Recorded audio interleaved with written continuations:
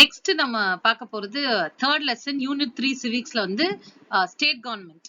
நம்ம வந்து first second lesson வந்து என்ன பார்த்தோம், சென்ட்ரல் கவர்மெண்ட் பார்த்தோம் இல்லையா, அதுல இருக்கிற 2 ஹவுசஸ், அப்புறம் பவர்ஸ் ஆஃப் த பார்லிமெண்ட் அதெல்லாம் பார்த்தோம் இல்லையா, அதே மாதிரி தான் இங்க ஸ்டேட் லெஜிஸ்லேட்டிவ் அசம்பிளி, அசம்பிளிக்கு என்ன பவர், கவுன்சிலுக்கு என்ன பவர், ஹை கோர்ட்டுக்கு என்ன பவர் அப்படின்றத இந்த லெசன்ல நம்ம டீடைலா பார்க்க போறோம். போலாமா இந்த லெசனுக்கு?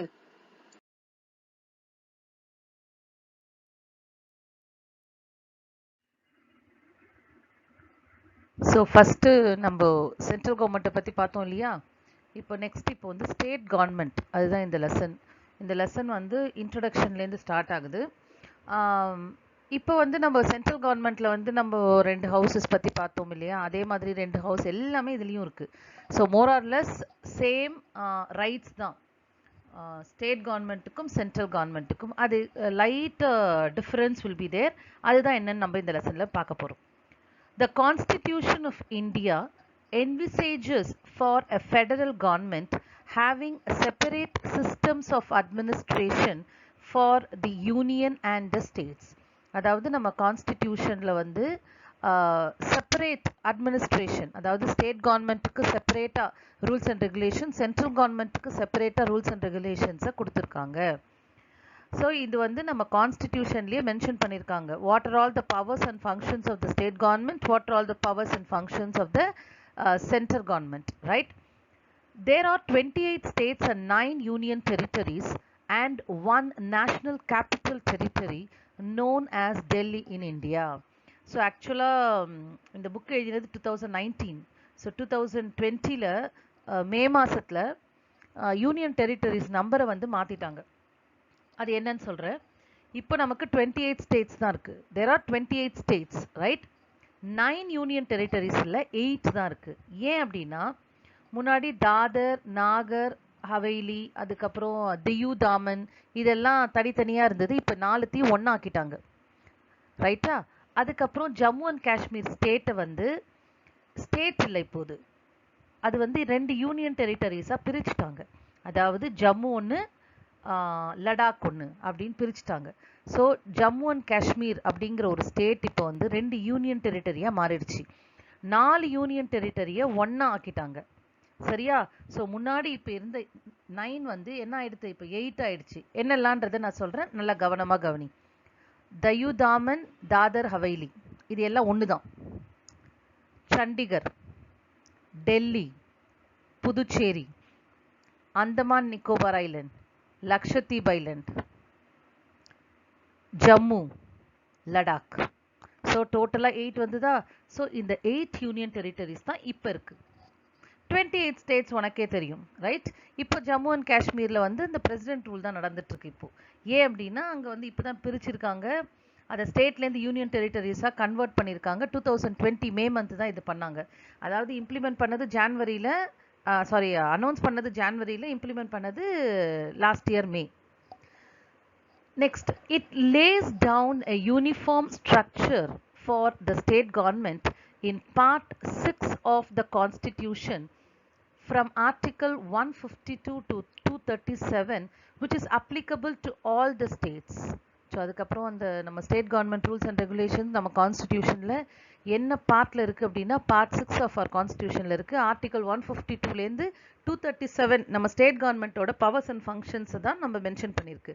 இது ஆக்சுவலாக உனக்கு வந்து ஒரு ஒன் வேர்டில் வரும். 152 to 237 ஆர்டிக்கல் வந்து ஸ்டேட் கவர்மெண்ட்டோட பவர்ஸ் அண்ட் ஃபங்க்ஷன்ஸை மென்ஷன் பண்ணியிருக்கிறத நீ வந்து ஞாபகம் வச்சுக்கணும், ஓகேவா? ஏதாவது டவுட் இருக்கா? ஸோ நெக்ஸ்ட்டு போன லெசனில் பார்த்த மாதிரி தான் இதுவும். ஸ்டேட் கவர்மெண்ட்டோட டேப்லர் காலம் பார்த்தோம்னா அதே தான். சென்ட்ரல் கவர்மெண்ட்டுக்கு எப்படியோ எக்ஸிக்யூட்டிவ், லெஜிஸ்லேச்சர், ஜுடிஷரி இது 3மே இருக்குது. எக்ஸிக்யூட்டிவ் கீழே பார்த்தோம் அப்படின்னா கவர்னர், அவருக்கு கீழே சீஃப் மினிஸ்டர், அவருக்கு கீழே கவுன்சில் ஆஃப் மினிஸ்டர்ஸ். இது அங்கே நம்ம என்ன பார்த்தோம், president, vice president, prime minister, council of ministers அப்படின்னு பார்த்தோம் இல்லையா. இங்கே என்ன பாரு, கவர்னருக்கு கீழே சீஃப் மினிஸ்டர் கீழே கவுன்சில் ஆஃப் மினிஸ்டர்ஸ். அதே மாதிரி லெஜிஸ்லேச்சர் அங்கே வந்து நம்ம 2 ஹவுஸ் பார்த்தோம் இல்லையா, அதாவது லோக்சபா அண்ட் ராஜ்யசபா. ஸோ இங்கே வந்து லெஜிஸ்லேட்டிவ் கவுன்சில், லெஜிஸ்லேட்டிவ் அசம்பிளி. அதாவது லெஜிஸ்லேட்டிவ் கவுன்சில்ன்றது அப்பர் ஹவுஸ், ராஜ்யசபா மாதிரி. லெஜிஸ்லேட்டிவ் அசம்பிளி வந்து லோவர் ஹவுஸ் மாதிரி. சரியா? அடுத்தது ஜுடிஷியரி. ஜுடிஷியரி பார்த்தோம் அப்படின்னா அங்கேயும் ஜுடிஷியரி இருந்தது, அங்க சுப்ரீம் கோர்ட் இருந்தது, இங்க ஹை கோர்ட். அவ்வளவுதான் வித்தியாசம். சுப்ரீம் கோர்ட் இருந்தது, இங்க ஹை கோர்ட். ஹை கோர்ட்டு கீழே டிஸ்ட்ரிக்ட் கோர்ட், டிஸ்ட்ரிக்ட் கோர்ட் கீழே நிறைய சபார்டினேட் கோர்ட்ஸ் இருக்கு, like magistrate court, session court, அதெல்லாம் வந்து அது கீழே வரும், டிஸ்ட்ரிக்ட் கோர்ட்டு கீழே வரும். புரியுதா? ஸோ ஸ்டேட் கவர்மெண்ட்டை 3 விங்ஸாக பிரிக்கலாம். Executive, legislature, judiciary. எக்ஸிக்யூட்டிவ்ல governor, chief minister and council of ministers இருக்காங்க. Legislature has got 2 houses, legislative council that is upper house and legislative assembly that is lower house. And judiciary பார்த்தோம்னா high court இருக்கு, அது கீழே district court, அது கீழே other courts இருக்கு. So do you have any doubt? So இப்போ நம்ம executive, legislature and judiciary சொன்னோம் இல்லையா, இதுல முதல்ல நம்ம executive பார்க்க போறோம். executiveல first orderல நம்ம யாரை பார்த்தோம்? கவர்னர் தானே. இப்போ கவர்னரை பத்தியான டீட்டெயிலா படிக்க போறோம். ஸோ எப்படி போன லெசன்ல நம்ம பிரசிடென்ட்டை பத்தி பார்த்தோம் இல்லையா, ஸோ அதே மாதிரி இந்த லெசன்ல கவர்னரை பத்தின எல்லா டீட்டெயில்ஸும் நம்ம தெரிஞ்சுக்க போறோம். So governor, the governor is the constitutional head of the state executive. So நான் ஏற்கனவே சொல்லியிருக்கேன், constitutional head of the countryனா our president, constitutional head of the state அப்படின்னா governor. So the governor of the state shall be appointed by the president. So governor யார் appoint பண்ணுவாங்க அப்படின்னா president தான் appoint பண்ணுவார், right? Governor of the state is appointed by the president. His usual term of office is for 5 years. So அவரோட பதவி காலம் எவ்வளவு வருஷம் அப்படின்னா 5 years. Once in 5 years. Okay. So president keep on appoints the governor to all the states. ஒவ்வொரு ஸ்டேட்ஸ்லயும் அந்த கவர்னரோட பதவி காலம் 5 வருஷம் தான். 5 வருஷத்துக்கு அப்புறம் வேற ஒருத்தர் அப்பாயிண்ட் பண்ணுவார். சரியா? He can also resign any time by addressing his resignation letter to the president. So due to any reason, due to any personal reason, அவர் என்ன பண்ணலாம், அவரோட வேலையை ராஜினாமா செய்யலாம், ரிசைன் பண்ணலாம். ஸோ அந்த ரெசிக்னேஷன் லெட்டர் அவர் யார்கிட்ட கொடுக்கணும் அப்படின்னா பிரசிடென்ட் கிட்ட கொடுக்கணும், ஏன்னா அவர் தானே அப்பாயிண்ட் பண்ணார். So at any time he can resign his office by giving the resignation letter to the president. So அடுத்தது வந்து குவாலிஃபிகேஷன். குவாலிஃபிகேஷன் பார்த்தோம் அப்படின்னா எல்லா இதுலயும் ஃபர்ஸ்ட் குவாலிஃபிகேஷன் என்னவா இருக்கணும், நான் ஏற்கனவே சொல்லியிருக்கேன், he should be a citizen of India. So இந்திய குடிமகனாக இருக்கல் வேண்டும், அதுதான் first. Then he must have completed 35 years of age. 35 வயசு முடிஞ்சிருக்கணும் அவருக்கு. He should not be the member of parliament or any state legislature. So parliament member MPஆவோ இல்லைன்னா MLAவோ இருக்கக்கூடாது அவர். If he is a member of any legislature, he automatically vacates his seat on assuming the office. So அப்படி ஏதாவது ஒரு state legislative அசம்பிளில ஒரு MLAவோ அவர் இருந்தார்னா கவர்னரா பொறுப்பேற்றுக்கும் போது அந்த பதவி ஆட்டோமேட்டிக்கா அவர்கிட்ட இருந்து போயிடும். ஏன்னா கவர்னரா பதவி ஏற்கும் பொழுது எந்த ஒரு பதவியும் அவர் வச்சிருக்கூடாது, கவர்னர்ன்ற ஒரே ஒரு போஸ்ட் மட்டும்தான் அவருக்கு இருக்கணும். And he should not hold any other profitable occupation. அதாவது சென்ட்ரல் கவர்மெண்ட்லயோ ஸ்டேட் கவர்மெண்ட்லயோ சம்பாதிக்கிற எந்த ஒரு வேலையிலையும் அவர் என்ன பண்ணக்கூடாது, ஒர்க் பண்ணக்கூடாது கவர்னரா பதவி ஏற்கும் போது. ஸோ எந்த வேலையும் அவர் பார்க்கக்கூடாது, கவர்னர் அப்படின்ற ஒரு போஸ்ட்டுக்கு மட்டும்தான் அவர் வேலை செய்யணும்.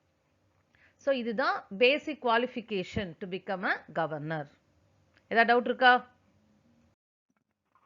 ஸோ போன ஸ்லைடில் நம்ம பவர்ஸ் அண்ட் அதாவது குவாலிஃபிகேஷன் பார்த்தோம் இல்லையா, அந்த குவாலிஃபிகேஷன் உனக்கு வந்து ஒரு 2 மார்க் கொஸ்டினில் வரும். ஸோ அதில் வந்து ஒரு மினிமம் ஒரு 3 குவாலிஃபிகேஷன் எழுதினாலே உனக்கு 2 மார்க் வரும். சரியா? ஸோ எல்லாத்துக்கும் he should be a citizen of India எழுது, 35 years கம்ப்ளீட்டட் ஆயிருக்கணும், அதுக்கப்புறம் he should not hold any profit of office in the state or a central government, எல்லாத்துக்குமே ஸ்டாண்டர்டாக தான் இருக்கும். புரியுதா? ஸோ ஈஸியா இது வந்து ஒரு 2 மார்க் கொஸ்டினில் வரும் உனக்கு குவாலிஃபிகேஷன். ஸோ நெக்ஸ்ட் பார்த்தோம் அப்படின்னா powers and functions of the governor. இதில் வந்து ஜுடிஷியல் பவர் வந்து உங்களுக்கு பேராகிராஃப் கொஸ்டினில் வரும். ஸோ எக்ஸிக்யூட்டிவ் பவர் நீ தெரிஞ்சுக்கணும், ஏன்னா எக்ஸிக்யூட்டிவ் பவர்ஸ்லேருந்து உனக்கு 1 வேர்ட்லாம் வரும். ரைட்டா? So powers and functions of the governor, அதாவது ஒரு கவர்னரோட அதிகாரங்கள், அவரோட பணிகள்லாம் என்ன அப்படிங்கிறது தான் இந்த டாபிக். இது வந்து ரொம்ப இன்ட்ரெஸ்டிங்காக இருக்கும். Listen very carefully. The governor is the head of the state executive and he has enormous power. So state executive head யாரு? governor தான். நல்லா கவனி, head of the state executive, he is only a nominal head. ஆனா real head யாரு அப்படின்னு பார்த்தோம் அப்படின்னா நம்ம சீஃப் மினிஸ்டர் தான். புரியுதா? ஏன்னா many decision are taken only by the chief minister, but in the name of the governor, அவ்வளவுதான். புரியுதா? So governor is the head of the state executive and he has got enormous power. என்னெல்லாம் power பார்த்தோம் அப்படின்னா, first power வந்து executive power. He appoints the leader of the majority party in the state legislative assembly as the chief minister of the state. So முதல்ல அவர் வந்து என்ன பண்றாரு அப்படின்னா, leader of the majority party. இப்போ election முடிஞ்சது இல்லையா, நம்ம ஏப்ரல் 6 அன்னைக்கு எலெக்ஷன் முடிஞ்சது. அப்புறம் மே 2 அன்னைக்கு ஓட்டிங் நடந்தது. அப்போ வந்து leader of the majority party, அதாவது டிஎம்கே வந்து மெஜாரிட்டி பார்ட்டி, அதோட லீடர் யாரு? மிஸ்டர் ஸ்டாலின் இல்லையா? ஸோ அவர் என்ன பண்ணாரு? கூப்பிட்டாரு. யார் கூப்பிட்டது? கவர்னர் கூப்பிட்டு ஆட்சி அமைக்க சொன்னாங்க. So he appoints the leader of the majority party in the state legislative assembly as the chief minister. Then he appoints the other member of the council of ministers on the recommendation of the chief minister. அந்த பதவி பிரமாணம் எடுக்கிற அந்த live telecast நீ பார்த்திருந்த அப்படின்னா உனக்கு தெரிஞ்சிருக்கும். First யாருக்கு பதவி பிரமாணம் எடுத்து வைப்பாரு? கவர்னர். ஃபர்ஸ்ட் சீஃப் மினிஸ்டருக்கு. அதுக்கப்புறம் சீஃப் மினிஸ்டருக்கு அப்புறம் தான் ஒவ்வொரு மினிஸ்டர்ஸா கூப்பிட்டு என்ன பண்ணுவாங்க, அந்த மினிஸ்டர்ஸை ரெக்கமெண்ட் பண்றது யாருன்னு சீஃப் மினிஸ்டர் தான். இவரை வந்து இந்த ஃபினான்ஸ் மினிஸ்டரா, இவருக்கு வந்து இந்த டிபார்ட்மெண்ட் அப்படின்னு சீஃப் மினிஸ்டர் சொல்வார். So based on that recommendation governor invites all the other ministers to take the oath of office, right? And he appoints the chairman and members of the public service commission. So public service கமிஷனோட சேர்மனையும் மெம்பர்ஸையும் appoint பண்றது governor தான். So நம்ம president powers, executive பவர்ஸ்ல பார்த்தோம் இல்லையா, president appoints chairman and members of union public service commission, that is UPSC. அதே மாதிரி ஸ்டேட் கவர்மெண்ட் வேலைக்கு எடுப்பாங்க இல்லையா ஆட்கள் எல்லாம், இந்த இது மூலமா தான், ஸ்டேட் பப்ளிக் சர்வீஸ் கமிஷன் மூலமா தான் எக்ஸாம் வச்சு என்ன பண்ணுவாங்க, டிஎன்பிஎஸ்சின்னு இருக்கும் இல்லையா. அந்த டிஎன்பிஎஸ்சின்றது என்னது? Tamil Nadu public service commission. So அந்த தமிழ்நாடு பப்ளிக் சர்வீஸ் கமிஷனுக்கு இருக்கிற சேர்மன் மெம்பர்ஸ் எல்லாரையும் அப்பாயிண்ட் பண்றது கவர்னர் தான். தென் he acts as the chancellor of universities in the state.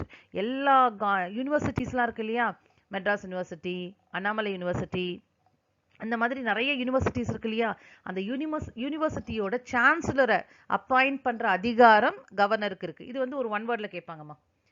So who appoints the chancellor of universities in a state அப்படின்னு கேட்பாங்க.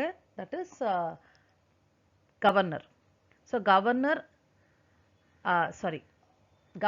Act as a chancellor. அதாவது நிறைய யூனிவர்சிட்டிக்கு கவர்னர் தான் சான்சலராகவே ஆக்ட் பண்ணுவார்.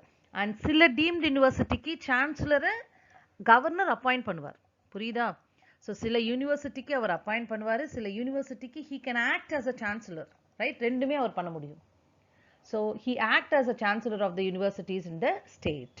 ஸோ சில யூனிவர்சிட்டிக்கு அவர் தான் சான்சலராக இருப்பார், சில யூனிவர்சிட்டிக்கு சான்சலரை அப்பாயிண்ட் பண்ணுவார், right? So he has got both the power. ஏதாவது டவுட் இருக்கா? நெக்ஸ்ட் எக்ஸிக்யூட்டிவ் பவர் பார்த்தோம் இல்லையா, first powers and functions of the கவர்னர்ல. இப்போ செகண்ட் வந்து லெஜிஸ்லேட்டிவ் பவர்ஸ். இந்த லெஜிஸ்லேட்டிவ் பவர் உனக்கு ஒரு பேராகிராஃப் கொஸ்டினாக வரும். இதுல மொத்தம் டோட்டலா 8 பாயிண்ட்ஸ் இருக்கு. At least you should write 5 points to get full 5 marks, right? So இதுல ஒரு 5 பாயிண்டாவது நீ எழுதினா உனக்கு ஃபுல் 5 மார்க்ஸ் உனக்கு கண்டிப்பா கிடைக்கும். ஸோ இதுல டோட்டலா 8 பாயிண்ட்ஸ் இருக்கு. இந்த ஸ்லைடும் அடுத்த வர ஸ்லைடு ரெண்டுமே வந்து legislative powers of the governor தான். So first point, he has the right to summon, prorogue the state legislature and dissolve the state legislative assembly. So முதல்ல அதுக்கு முன்னாடி நம்மளோட கவர்னர் பேர் என்னன்னு தெரியுமா? யாரு? பன்வாரிலால் புரோஹித். இவர் தான் நம்மளோட கவர்னர், சரியா? பன்வாரிலால் புரோஹித். ஸோ அவரோட பவர்ஸ்லாம் என்ன? நம்மளோட கவர்னர், அதாவது எல்லா ஸ்டேட்லேயும் கவர்னர் இருப்பாங்க இல்லையா? ஸோ அவங்க எல்லாருக்குமே இதே பவர்ஸ் தான். So he has the right to summon, prorogue and dissolve the state legislative assembly. அதாவது இந்த சட்டமன்ற கூட்டத்தொடர் இருக்கு இல்லையா, அதை சம்மன்னா கூட்டுறதுக்கான அதிகாரம். ரெண்டாவது prorogue அப்படின்னா ஒத்தி வைக்கிறது, dissolve அப்படின்னா கலைக்கிறது. ஸோ கூட்டத்தை கூட்டுறதுக்கான அதிகாரம் இருக்கு, ஒத்தி வைக்கிறதுக்கான அதிகாரம் இருக்கு, அண்ட் கலைக்கிறதுக்கான அதிகாரம், டிசால்வ் பண்றதுக்கான அதிகாரம் கவர்னர் கிட்ட இருக்கு. So he has the right to summon, prorogue the state legislature and dissolve the state legislative assembly. அசம்பிளியை கலைக்கவும் முடியும். Okay, by using his power. And second point, he can address the state legislature at the commencement of the first session after each general election and the first session of the year. So இப்போ கூட election முடிஞ்சு பதவி பிரமாணம் ஏத்துட்டு first meeting நடந்தது இல்லையா நம்ம state legislative அசம்பிளியில், Tamil Nadu state legislative அசம்பிளியில். அந்த ஃபர்ஸ்ட் மீட்டிங்கை வந்து நடத்தினது யார் அப்படின்னா கவர்னர் தான். ஸோ ஜெனரல் எலெக்ஷனுக்கு அப்புறம் நடக்கிற ஃபர்ஸ்ட் மீட்டிங்கை ப்ரிசைட் ஓவர் பண்ணுறது, ஏன்னா அப்போ வந்து ஸ்பீக்கர்லாம் எலெக்ட் பண்ணியிருக்க மாட்டாங்க, அதுக்கப்புறம் தான் எலெக்ட் பண்ணுவாங்க. ஸோ அந்த ஃபர்ஸ்ட் மீட்டிங்கை ப்ரிசைட் ஓவர் பண்ணுறது கவர்னர் தான். And he can send messages to the house of the state legislature relating to a bill pending in the legislature. நான் சொல்லியிருக்கேன், இதே பவர் வந்து பிரசிடென்ட்டுக்கும் இருந்தது, ஞாபகம் இருக்கா? போன லெசன்ல பார்த்தோம். ஸோ அசம்பிளியில் என்ன பண்ணலாம், இந்த பில் ரொம்ப நாளாக இருக்கு பெண்டிங்ல, அதை வந்து முடிச்சிடுங்க அப்படின்ற ஒரு மெசேஜ், இதை முடிச்சிடுங்க அப்படின்னு சொல்றதுக்கான அதிகாரம் யாருக்கு இருக்கு? கவர்னருக்கு இருக்கு. So he can send a messages to the house of the state legislature relating to the bill pending in the legislature. ரொம்ப நாள் பெண்டிங் நிலுவையில் இருக்கிற சில மசோதாக்களை முடிச்சிருங்க அப்படின்னு சொல்றதுக்கான அதிகாரம் கவர்னருக்கு இருக்கு. Then he can appoint any member of the state legislative assembly to preside over its proceedings when the office of both speaker and the deputy speaker fall vacant. So யூஸ்வலாகவே presiding officer of the assembly யார் அப்படின்னா speaker தான். ஏன்னா லோக்சபா மாதிரி நம்ம assembly, Rajya Sabha மாதிரி council, 2 house இருக்கு இல்லையா? ஆனால் தமிழ்நாட்டில் we have only 1 house, legislative assembly மட்டும்தான் இருக்கு. புரியுதா? கவுன்சில் அப்படின்றது இல்லை. அது ஏன்றதை நம்ம இந்த பாடத்தோட நடுவில் படிப்போம், சரியா? ஸோ இந்த லெஜிஸ்லேட்டிவ் அசம்பிளியோட ப்ரிசைடிங் ஆஃபீஸர் யாரு அப்படின்னா ஸ்பீக்கர். ஸோ இப்போ ஸ்பீக்கரும் இல்லை, டெபுட்டி ஸ்பீக்கரும் இல்லை, due to some reason they couldn't attend the assembly அப்படின்னும் போது பிரசிடென்ட் என்ன பண்ணுவாரு, அந்த எம்எல்ஏல ஒருத்தரை வந்து என்ன பண்ணுவாங்க, டைம் பீயிங்கா நீ ஸ்பீக்கரா இரு அப்படின்னு அப்பாயிண்ட் பண்ணுவார். So he can appoint any member of the legislative assembly, அதாவது எம்எல்ஏல அசம்பிளியில் இருக்கிற எம்எல்ஏவை யாரையாவது அப்பாயிண்ட் பண்ணிட்டு நீ இந்த கொஞ்ச நாளைக்கு நீ வந்து ப்ரிசைடிங் ஆஃபீஸரா இரு, ஸ்பீக்கரா இரு அப்படின்னு அப்பாயிண்ட் பண்ற அதிகாரம் கவர்னருக்கு இருக்கு. எப்போ ஸ்பீக்கர் அண்ட் டெபுட்டி ஸ்பீக்கரோட போஸ்ட் வந்து வேக்கண்டா இருந்ததுன்னா. சரியா? ஏதாவது டவுட் இருக்கா? ஸோ 5th பாயிண்ட் பார்த்தீங்க அப்படின்னா he can nominate one member to the state legislative assembly from the Anglo-Indian community. So நம்ம பிரசிடென்ட்டை பார்த்தோம், 2 மெம்பர் லோக்சபாக்கு அவர் நாமினேட் பண்ணுவார். இங்க கவர்னர் ஒருத்தரை ஸ்டேட் லெஜிஸ்லேட்டிவ் அசம்பிளிக்கு நாமினேட் பண்ணுவார். So he can nominate one member to the state legislative assembly from the Anglo-Indian community. And every bill passed by the state legislature will become law only after his signature. So எல்லா பில்லும் legislative அசம்பிளியில் pass பண்ண உடனே அது governor கிட்ட வரும். Governor அந்த பில்லை sign பண்ணாதான் அது லாவா மாறும், சட்டமா மாறும். ஸோ மசோதால யார் சைன் பண்ணணும்? கவர்னர் சைன் பண்ணணும். ஸோ கவர்னர் சைன் பண்ணாதான் அது சட்டமாக ஆகும். சரியா? He can promulgate ordinances when the state legislature is not in session under Article 213. So article 213 கவர்னருக்கு ஒரு ஸ்பெஷல் பவரை கொடுத்துருக்கு. அது என்ன பவர் அப்படின்னா, he can make law on his own. Ordinance அப்படின்றது என்ன அப்படின்னா ஒரு ஸ்பெஷல் லா, அதுவும் ஒரு லா தான். ஆனால் law passed by the governor is called ordinance. இப்போ வந்து சட்டத்தை வந்து ஜஸ்ட் லைக் தட் ஏற்ற முடியாது இல்லையா? அதுக்குன்னு சில ப்ரொசீஜர் இருக்கு. முதல்ல அது பில் அப்படின்ற ஒரு ஸ்டேஜை கடந்து கவர்னரோட சிக்னேச்சர், அதாவது அசம்பிளி மெம்பர்ஸ் எல்லாம் ஒத்துக்கிட்டு கவர்னரோட சிக்னேச்சர் வந்த உடனே தான் அது வந்து சட்டமா மாறும். இப்போ வந்து அசம்பிளியில் செஷன் நடக்கலை, ஆனால் ஒரு அவசர கால நிலை நம்ம தமிழ்நாட்டில் இருக்குன்னு வச்சுக்கோ. ஸோ இப்போ அசம்பிளி நடக்கலை, அசம்பிளி நடந்தால் உடனே என்ன பண்ணலாம், சட்டத்தை ஏற்ற முடியும். ஸோ அசம்பிளி வந்து ஒரு 20 நாள் நடக்கலை, 20 நாள் கழிச்சு தான் கூட போகுது அப்படின்னு வச்சுக்கோ. அப்போ இப்போ இந்த ஒரு 2-3 நாளில் ஒரு சட்டத்தை இயற்றக்கூடிய ஒரு கட்டாயத்தில் நம்மளோட அரசாங்கம் இருந்தது அப்படின்னா governor can do that. So governor என்ன பண்ணலாம், சட்டத்தை இயற்றி அதை அனௌன்ஸ் பண்ணிடலாம். அவர் அனௌன்ஸ் பண்ற ஒரு சட்டத்துக்கு பேர் தான் ordinance. But it has to get approved by the legislature within 6 months. 6 மாசத்துக்குள்ள அந்த சட்டத்துக்கு அப்ரூவல் வாங்கிடணும். அப்பதான் அந்த சட்டம் கண்டினியூ ஆக முடியும். அப்படி அந்த அசம்பிளி மெம்பர்ஸ் கூடின உடனே இல்ல அந்த சட்டம் தேவையில்லை, இது வந்து தேவையில்லாத ஒண்ணு அப்படின்னு அவங்க நினைச்சாங்க அப்படின்னா, எம்எல்ஏ எல்லாரும் சேர்ந்து ஓட்டு போட்டு அதுல அப்ரூவ் பண்ணாங்க அப்படின்னா அந்த சட்டம் கண்டினியூ ஆகும். இல்லையா அந்த சட்டத்தை என்ன பண்ணிடுவாங்க, ரத்து பண்ணிடுவாங்க. ஸோ கவர்னரால கூட சட்டத்தை பாஸ் பண்ண முடியும். அவரா என்ன பண்ணலாம், சட்டத்தை பாஸ் பண்ண முடியும். அந்த மாதிரி சட்டத்துக்கு பேர் தான் ordinance. he can promulgate, he can introduce ordinances, he can introduce law. So the law introduced by the governor is called ordinance. So when the legislature is not in session, so நம்ம state legislative assembly sessionல illaada போது மட்டும்தான் கவர்னருக்கு இந்த power இருக்கு under article 213. And next point, he has to lay the annual reports of the state finance commission, the state public service commission and the comptroller and auditor general relating to the accounts of the state before the state legislature. அதாவது இந்த state finance கமிஷனோட chairman, state public service கமிஷனோட chairman, controller of auditor general, இவர் எல்லாத்தையும் appoint பண்றது யாருன்னா governor. So governor தான் appoint பண்றாங்க அப்படின்றதுனால எல்லாருமே என்ன பண்ணுவாங்க, கவர்னர் கிட்ட கொண்டு போய் ரிப்போர்ட்டை சப்மிட் பண்ணிடுவாங்க. அவங்களுக்கு கொடுத்த வேலையெல்லாம் முடிச்சு கவர்னர் கிட்ட கொடுத்துருவாங்க ரிப்போர்ட்டை. கவர்னர் என்ன பண்ணுவாரு, அந்த ஆனுவல் ரிப்போர்ட் ஒவ்வொரு வருஷம் இந்த ஸ்டேட் ஃபினான்ஸ் கமிஷன் கொடுக்குற report, state public service commission கொடுக்குற report, controller and auditor general கொடுக்குற ரிப்போர்ட் எல்லாத்தையும் வருஷத்துக்கு ஒரு வாட்டி அசம்பிளியில கொண்டு போய் பிரசன்ட் பண்ணணும். ஸோ இதுவும் அவரோட வேலை தான். சரியா? So he has to lay the annual report before the state legislature. இவங்க கொடுத்த ஆனுவல் ரிப்போர்ட் எல்லாத்தையும் கொண்டு போய் ஸ்டேட் லெஜிஸ்லேச்சர்ல பிரசன்ட் பண்றதும் இவரோடது தான். ஸோ ஏதாவது டவுட் இருக்கா? இந்த 8 பாயிண்ட்டும் உனக்கு ஒரு paragraph question. Right? So next வந்து ஃபினான்ஷியல் பவர்ஸ். இந்த ஃபினான்ஷியல் பவர்ஸை பொறுத்த வரைக்கும் நம்ம பிரசிடென்ட்க்கு என்ன பவரோ அதே பவர் தான் நம்ம கவர்னருக்கும் இருக்கு. So money bills can be introduced in the legislative assembly only with his prior recommendation. So நான் ஏற்கனவே சொல்லியிருக்கேன், மணி பில் வந்து பிரசிடென்ட் கவர்னர் பெர்மிஷன் இல்லாமல் யூனியன்லேயோ ஸ்டேட்லேயோ ப்ரெசென்ட் பண்ண முடியாது. Right? So money bill can be introduced in the legislative assembly only with his prior permission. இவர்கிட்ட permission கேட்டுட்டு தான் money bill வந்து finance minister என்ன பண்ணுவாரு, present பண்ணுவார். Right? He can make advance out of the state contingency fund to meet any unforeseen expenditure.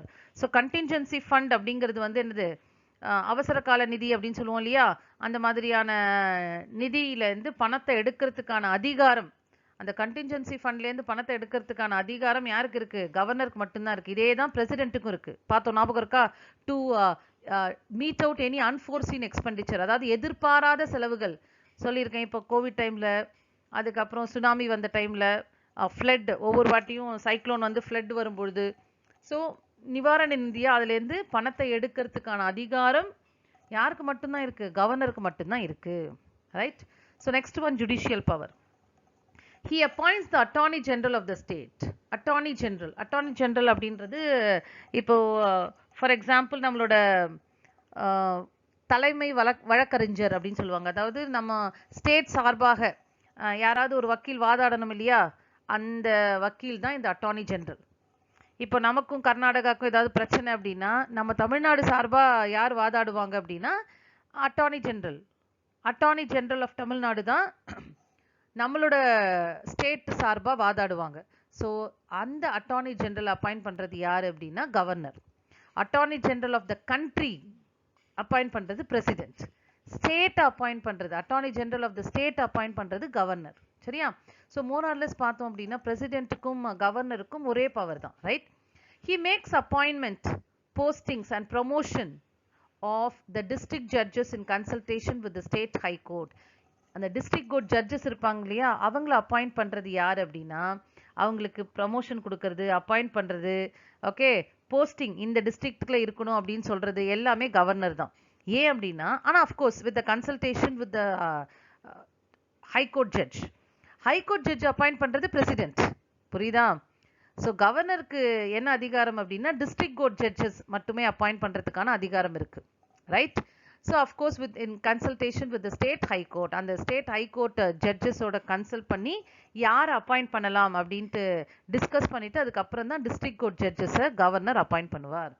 So high court judge appoint பண்ணுறது நல்லா ஞாபகம் வச்சுக்கோ, president. High court judge, supreme court ஜட்ஜஸ்லாம் appoint பண்ணுறது president தான். டிஸ்ட்ரிக்ட் கோர்ட் ஜட்ஜ் அப்பாயிண்ட் பண்ணுறது தான் governor, right? He can pardon, commute and reprieve punishment on receipt of appeal for mercy except death sentence. So he can pardon, commute or reprieve punishment. இதே தான் யாருக்கு இருந்தது? நம்ம பிரசிடென்ட்டுக்கும் இருந்தது இல்லையா? அதாவது குற்றவாளிகளோட கருணை மனு அடிப்படையில் என்ன பண்ணலாம்? குற்றவாளிகளை மன்னிக்கவும் அல்லது குற்றவாளிகளோட தண்டனையை குறைக்கவும் இல்ல அவங்களுக்கு கொடுத்த தண்டனையை நிறுத்தி வைக்கவும். அதாவது மரண தண்டனையை தவிர டெத் சென்டென்ஸ் கொடுத்துருந்தாங்க கோர்ட் அப்படின்னா அவரால் ஒன்றும் பண்ண முடியாது. ஸோ மற்றபடி வேற ஏதாவது பனிஷ்மெண்ட் கொடுத்துருந்தாங்க அப்படின்னா அதை நிறுத்தி வைக்கிறதுக்கோ இல்லை அதை தள்ளி போடுறதுக்கோ இல்லை அவரை மன்னிக்கிறதுக்கோ அதிகாரம் கவர்னருக்கு இருக்கு. ஸோ எக்ஸப்ட் டெத் சென்டென்ஸை மட்டும் கேன்சல் பண்ணணும் அப்படின்னா அந்த குற்றவாளி யார் அணுகணும்? பிரசிடென்ட்டை தான் அணுகணும், கவர்னர் அணுகக்கூடாது. சரியா? ஏன்னா பிரசிடென்ட்டுக்கு மட்டும்தான் அந்த டெத் சென்டென்ஸ்லேருந்து தண்டனையை கம்மி பண்ணுறதுக்கான அதிகாரம் இருக்கு. புரியுதா? ஏதாவது டவுட் இருக்கா? நெக்ஸ்ட் நம்ம பார்க்க போறது டிஸ்கிரிஷனரி பவர்ஸ், அதாவது விருப்புரிமை அதிகாரங்கள் அப்படின்னு சொல்லுவாங்க. அதாவது governor can reserve a bill for the consideration of the president. அதாவது சில மசோதாவில் என்ன பண்ணலாம், கவர்னர் சாட்டிஸ்ஃபை ஆகலை அப்படின்னா ஆனால் அதை அசம்பிளி மெம்பர்ஸ் பாஸ் பண்ணணும்னு சொன்னால் அதை பிரசிடென்ட் கிட்ட ரீகன்சிடரேஷனுக்கு அனுப்பலாம். அதாவது பரிசீலனை செய்ய பிரசிடென்ட் நீங்களும் பாருங்க, எனக்கு இதில் விருப்பம் இல்லை இந்த பில்லை பாஸ் பண்ணுறதுக்கு, ஸோ நீங்களும் உங்களோட சஜஷனை சொல்லுங்க அப்படின்ட்டு கவர்னர் என்ன பண்ணலாம், இதை பிரசிடென்ட்டுக்கு அனுப்பலாம் அந்த பில்லை. And he can dismiss the council of minister when it is unable to prove the confidence in the legislative assembly. So அந்த நம்பிக்கை வாக்கெடுப்பு, அதாவது அசம்பிளியில் கான்ஃபிடன்ஸ் ஓட் நடக்கும் இல்லையா, அப்போ அந்த நம்பிக்கை வாக்கெடுப்பின் போது அவங்க பெரும்பான்மை, அதாவது மெஜாரிட்டியை நிரூபிக்க தவறிட்டாங்க அப்படின்னா, when they fail to prove the majority of seat in the legislative assembly, then the entire ministry can be dismissed. So அந்த மினிஸ்ட்ரி என்ன பண்ணலாம், டிஸ்மிஸ் பண்ணுறதுக்கான அதிகாரம் அவருக்கு இருக்கு. சரியா? அடுத்தது பார்த்தோம் அப்படின்னா emergency power. So emergency power அப்படிங்கிறது என்ன? அவசர கால அதிகாரங்கள். இது பிரசிடென்ட்டுக்கும் பார்த்தோம் இல்லையா, அதே தான் இதுவும். So if the governor is satisfied that the government of the state is not carried on in accordance with the provision of the constitution, he may under article 356 recommend to the president to impose president rule in that state. அதாவது கவர்னருக்கு இங்க நடக்கிற சில செயல்பாடுகள் எல்லாம் சரியில்லை, அதாவது இப்போ ஒரு ஸ்டேட்ல நடக்கிற செயல்பாடுகள் அந்த லெஜிஸ்லேட்டிவ், அதாவது chief minister and council of ministers constitution சொல்றபடி நடக்கல அப்படின்னு அவர் ஃபீல் பண்ணார் அப்படின்னா, they are not carried on the administration in accordance with the constitution அப்படின்னு அவர் ஃபீல் பண்ணாருன்னு under article 356 படி he can recommend the president to impose the president rule in that state. So என்ன பண்ணலாம், ஸோ பிரசிடென்ட் கிட்ட recommendation பண்ணலாம், அதாவது president ரூலை நீங்கள் இம்போஸ் பண்ணுங்க, இங்கே இது அசம்பிளி சரியில்லை அப்படின்ட்டு சஜஷன் கொடுக்க முடியும். ஸோ அப்படி சஜஷன் கொடுத்தாங்க அப்படின்னா the entire ministry will be dissolved and president rule can be implemented.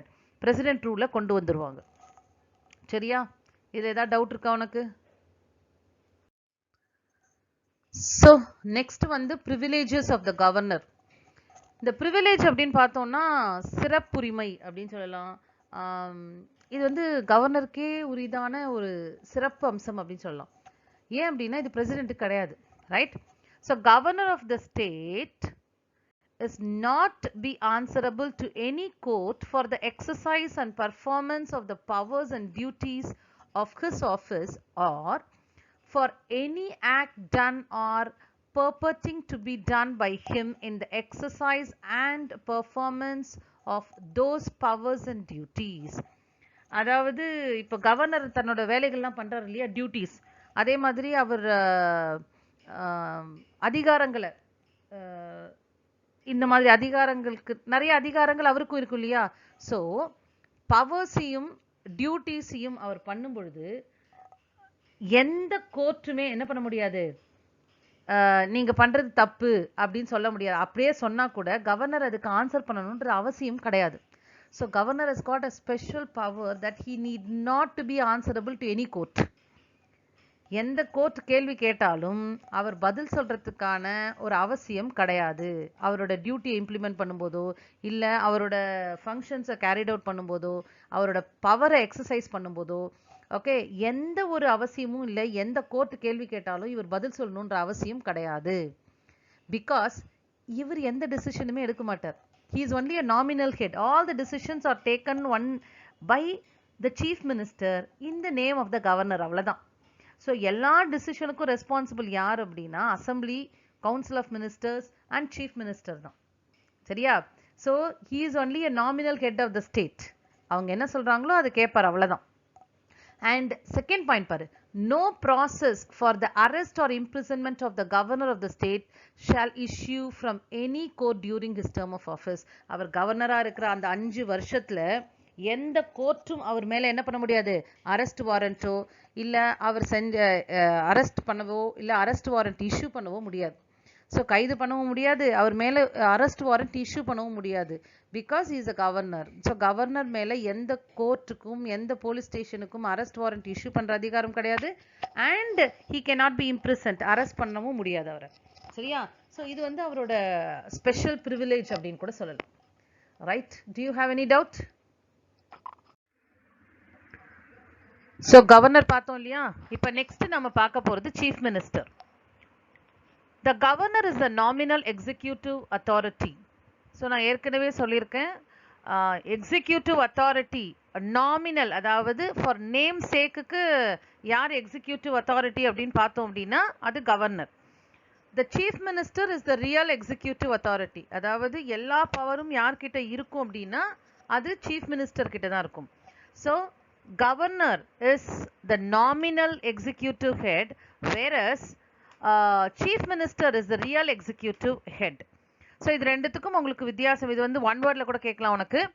So who is a nominal executive head அப்படின்னா அது கவர்னர். பட் உண்மையான எக்ஸிக்யூட்டிவ் ஹெட் யார் அப்படின்னா chief minister.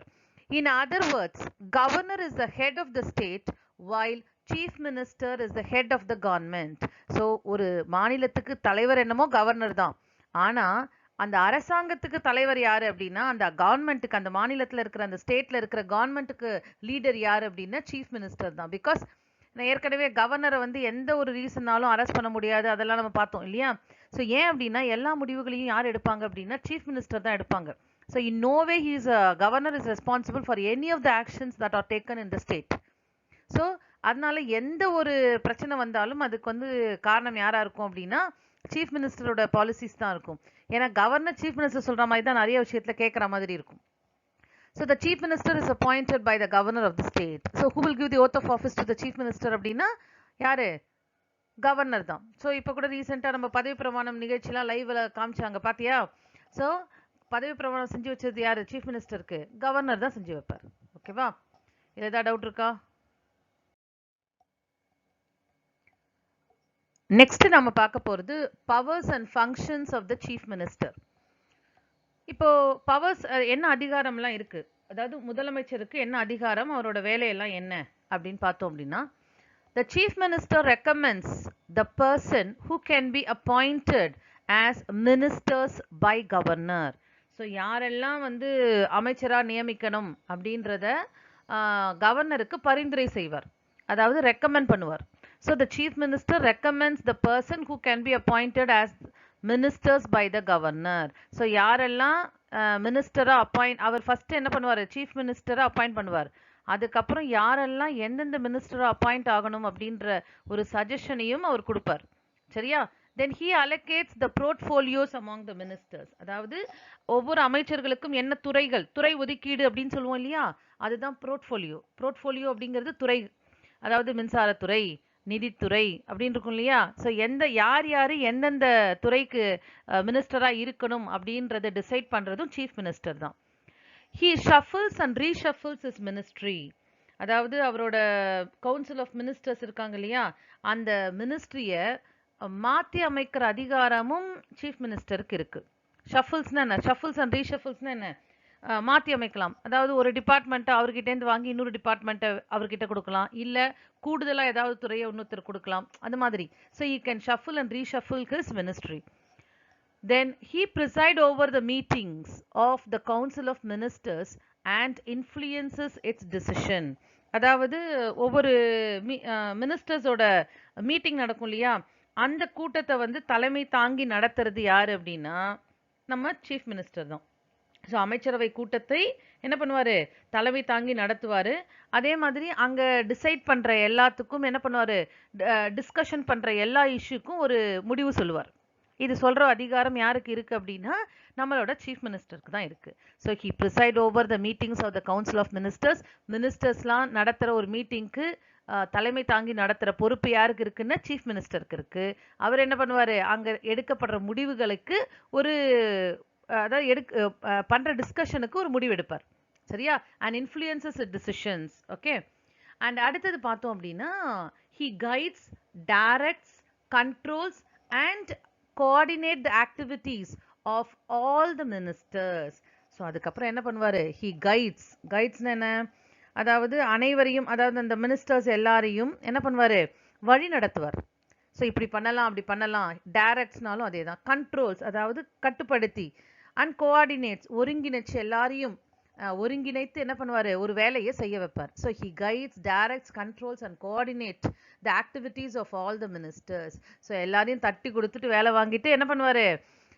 போய்கிட்டே இருக்கிற ஒரு கேரக்டர் தான் யார்?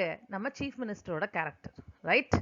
So the powers and functions actually இன்னும் இருக்குது.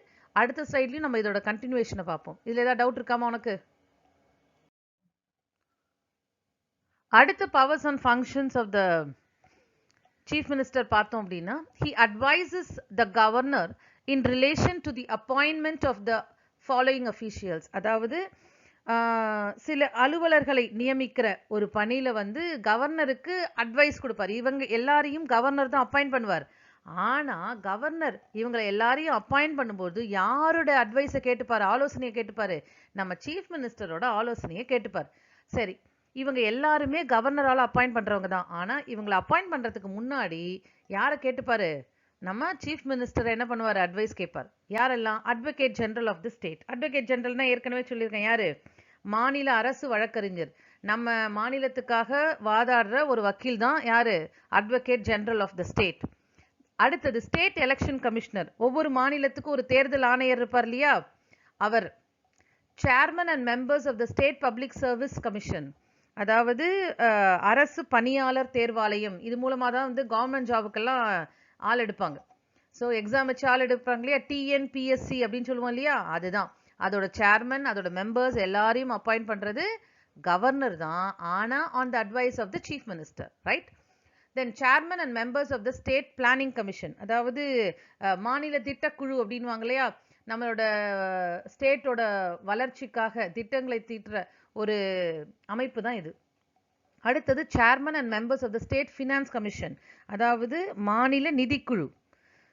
ஃபினான்ஸ் கமிஷன் ஞாபகம் இருக்கா? President appoints finance commission once in 5 years படித்தோம் இல்லையா பிரசிடென்ட்டோட பவர்ஸில். அதே மாதிரி தான் கவர்னருக்கும் finance commission, state finance commission அமைக்க அதிகாரம் இருக்குது. அதோட chairman and members are appointed by the governor on the advice of the chief minister. So இவங்க எல்லாரையுமே advocate general, election commissioner, state election commissioner, chairman of state public service commission, chairman and members of the state planning commission, chairman and members of the state finance commission, இவங்க எல்லாரும் appoint பண்றது governor தான், but on the advice of the chief minister. சரியா? ஏதாவது doubt இருக்காமா? So அடுத்ததும் அந்த chief மினிஸ்டரோட பவர்ஸ் அண்ட் ஃபங்க்ஷன்ஸ் கண்டினியூ ஆகுது. The chief minister advises the governor with regard to the summoning and proroguing the sessions of the state legislature. அதாவது இந்த சட்டமன்ற கூட்டத்தொடர் நடக்கும் இல்லையா, அந்த கூட்டத்தொடரை வந்து சம்மன் பண்ணுறோம், அதாவது ஆரம்பிக்கிறதுக்கும், ப்ரொராக்னா என்ன, எக்ஸ்டெண்ட் பண்ணலாம் இல்லைன்னா ஒத்தி வைக்கலாம், இது எல்லாமே கவர்னருக்கு அதிகாரம் இருக்கு இல்லையா. அதை அவர் எப்படி பண்ணுவாருன்னு on the advice of the chief minister. So chief minister சொன்னார் அப்படின்னா governor can summon prorogue the session of the state legislature. So நம்மளோட சட்டமன்ற கூட்டத்தொடர் இருக்கு இல்லையா, அசம்பிளி செஷனை வந்து கூட்டவும் இல்லை அந்த ப்ரொராக் பண்ணவும், ப்ரொராக்னா எக்ஸ்டெண்ட் பண்ணவும் இல்லைன்னா ஒத்தி வைக்கவும் அது அவருக்கு அதிகாரம் இருக்கு, கவர்னருக்கு இருக்குன்னு நம்ம ஏற்கனவே பார்த்துருக்கோம். ஆனால் அது யாரோட அட்வைஸில் அவர் பண்ணுவார் அப்படின்னா சீஃப் மினிஸ்டரோட அட்வைஸில் தான் பண்ணுவார். ஸோ கவர்னர் ஸ்டேட்டை பொறுத்த வரைக்கும் எல்லாமே சீஃப் மினிஸ்டர் சொல்கிறபடி கவர்னர் கேட்பார், அவ்வளோதான். He announces the government policies on the floor of the house. அப்புறம் இன்னொரு பவர் முதலமைச்சருக்கு இருக்கு, என்ன, அதாவது சீஃப் மினிஸ்டருக்கு. எல்லா கவர்மெண்ட் பாலிசிஸையும் எங்கே அனௌன்ஸ் பண்ணுவார் அப்படின்னா நம்மளோட லெஜிஸ்லேட்டிவ் அசம்பிளியில் தான் சொல்லுவார். He announces the government policies on the floor of the house. ஃப்ளோர்னா என்ன, அதாவது அந்த சட்டமன்றத்தில் தான் அறிவிப்பார் இந்த கவர்மெண்ட் பாலிசிஸை. ஏதாவது புதுசாக திட்டங்களை கொண்டு வரார் அப்படின்னா அது அந்த இடத்துல தான் அனௌன்ஸ் பண்ணுவார். Then he can introduce the bills in the legislative assembly. என்ன பண்ண முடியும், he can introduce, அறிமுகப்படுத்தலாம். என்ன பில்னா என்ன, மசோதா, ஏற்கனவே சொல்லியிருக்கேன். அதாவது previous stage of law is called bill. ஒரு விஷயம் சட்டமாகறதுக்கு முன்னாடி இருக்கிற ஸ்டேஜை தான் நம்ம அந்த பில்லுன்னு சொல்லுவோம், அந்த நிலையை தான் பில் சொல்லுவோம். ஸோ அது பில் வந்து கவர்னர் சைன் பண்ணிட்டாருன்னா அது சட்டமாயிடும், சரியா? So he can introduce the bills in the legislative assembly. அவர் சீஃப் மினிஸ்டர் கூட என்ன பண்ணலாம், சில மசோதாக்களை அதாவது பில்ஸை வந்து லெஜிஸ்லேட்டிவ் அசம்பிளியில் இன்ட்ரடியூஸ் பண்ணலாம்.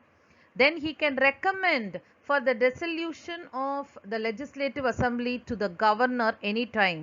ஸோ என்ன பண்ணலாம், அந்த சட்டசபையை கலைக்க சொல்லி கவர்னர் கிட்ட ரெக்கமெண்ட் பண்ணலாம். ஸோ என்ன பண்ணலாம், ரெக்கமெண்ட்னா என்ன, பரிந்துரைக்கலாம், சரியா? ஸோ இப்போ இது சரியில்லை, இந்த சுச்சுவேஷன் சரியில்லை, அதனால சட்டமன்றத்தில் கலைச்சிடுங்க. ஏன்னா சட்டமன்றத்தை கலைக்கிறதுக்கான அதிகாரம் கவர்னருக்கு தான் இருக்குது. ஆனால் கவர்னர் எப்போ வேணால் கலைச்சிட முடியாது.